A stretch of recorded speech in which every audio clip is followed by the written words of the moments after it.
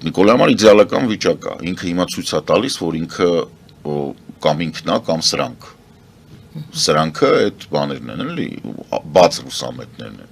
Ինքը տենց քողարկված ռուսամետ է, պլյուս հիմա ասում է Եվրոպան ես փոխարինում եմ Ամերիկայով եւ հիմնականում վատ տեղեկացված մարդկանց խափում է։ Նորից եմ ասում, Հայաստանը եթե Ամերիկայի վրա հույս է դնում, դա կարա լինի մի տարբերակով։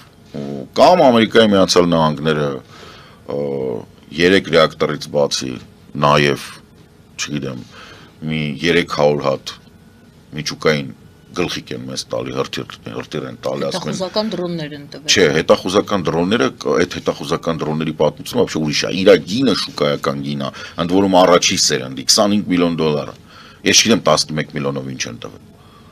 Չգիտեմ, իրոք չգիտեմ, իրա գինը շուկայական 10-25 միլիոն է։ Դրսի համար 36 11 միլիոն կարող է այդ նույն գինն է, որով որ 11 միլիոնով, ասենք, որով նստած է,